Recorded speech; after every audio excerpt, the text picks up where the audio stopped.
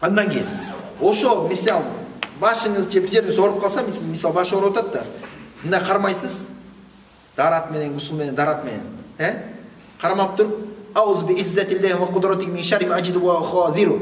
7 жолу айтасыз якын менен, шифа. Алла түсмө шифа келет Алла тараптан. Болбой атабы дары ичиш керек болуп калды да. Дары ичиш керек болуп калды. Якының жетпей атты, иманыңыз дуага, Фатихага, Ясинге ишениңиз жетпей атса, дары ичиш керек болуп калса, дарыны да Алла үчүн ичиңиз. Алла ушуну себеп кыл, шифа берчи депчи. Анан аспиринден болот, анан жана башкасынан болот, уколдон болот дебеңиз да. Ал себеп жөнүндө. Мен ичпе дебейм, иче бериңиз. Кайсы врач кайсын жазган болсо иче бериңиз. Себеп болот, шифаны Алла берет.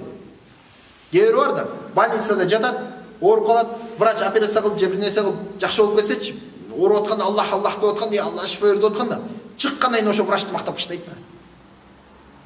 Баланча врачтын колу жеңил экен депчи. Өлүп кала жастан менен аман алып калды депчи. Жок, субханалла. Ал врач себеби эле болду. Өткөндө бирөө айтат, суроо берди, караңыз, суроону байкаңыз. Аялды эркек төрөтсө болбойт. Аял жок болуп калган, эч бир аял жок болуп калган, больница болуп, шашылыш болуп калган учурда эле болбосо, болбойт. Жакшы эмес. Көрөр кене баланча орус калып бар, ошонун колу жегин да. Андай ташкелдер харам. Аялдардын колу жеңир. Аял төрөткөнгө аялдардын колу жеңир. Мен айтып коеюнчу. Аял врачтар калып бар төрөт. Ошондойлорду көңүл буралы иншалла. Андан кийин бир жер ооруган болсо, биринчиде бирөөгө айтып чуркабай, 2 рекет намаз, дуа, Ясин, Куран, Фатиха. Андан кийин башка себептерин истесе болот.